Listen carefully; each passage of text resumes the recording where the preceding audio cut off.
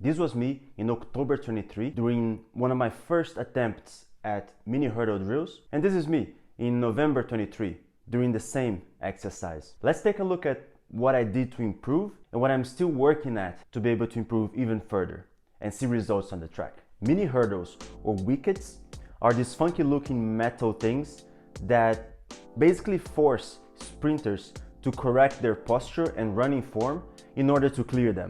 The height of the mini hurdles can change or can vary, as well as the spacing between them. Higher hurdles that are further away from each other tend to be harder to clear than hurdles that are shorter and which are closer to each other. Mini hurdle drills are great to improve stride frequency, stride length, and the sprinter's ability to basically raise their knees to the correct height so that they can strike the ground with the maximum optimal force. Alright, now that this is out of the way, let's take a look at one of my first attempts at mini hurdle drills back in October 23, and then we'll take a look at how I'm doing now in November 23 and see what I fixed and how I'm fixing things. It might give you some insights also as to how to fix your mini hurdle drills technique. The most obvious mistake that I can see here is that my legs are leading my torso. I'm trying to reach with my legs in front of my center of mass. That's not only extremely inefficient because my legs actually act as a brake, but it's also counterproductive to the health of my muscles because it can actually increase the risk of injuries. The hamstring is severely overloaded in this pattern of movement, and it's not a great thing for sprinters. I'm also leaning back with my torso, and that's definitely not what top sprinters look like when they sprint. For the most part, these running form mistakes come down to my lack of strength, mobility, and to be honest, lack of experience at doing these drills.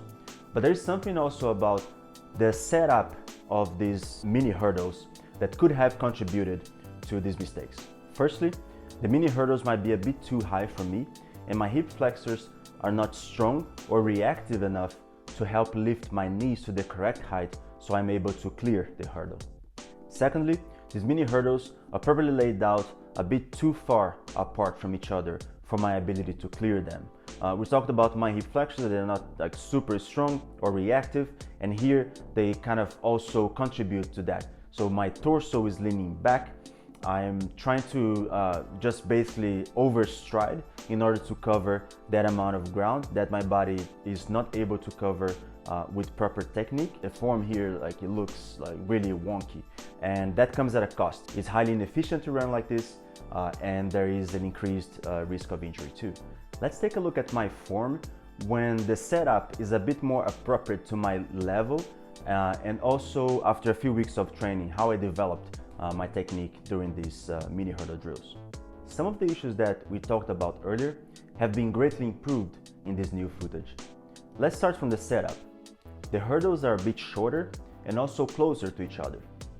The mini hurdles are now providing the right amount of challenge for my abilities, meaning that I'm able to clear them while still having a proper, relatively good running form. And that means that my torso is not leaning back so much anymore, it's more upright, and my feet are landing right under my center of mass. You don't see here anymore that kind of wonky mechanics that we saw earlier.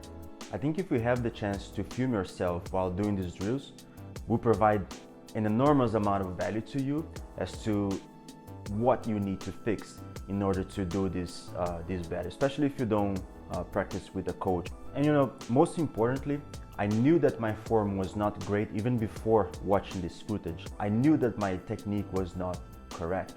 And the lesson there for me is like to really trust my gut feelings, and especially I should not let my ego drive my practice, because that can be really counterproductive. Imagine if I kept practicing like that, I would go nowhere.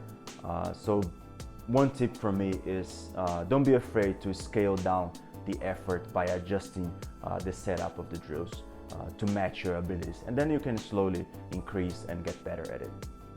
Remember to like this video, subscribe to the channel, and I'll be back later with more news on and updates on my progress on mini hurdle drills and other drills that could help you become a better sprinter as well. Keep on sprinting.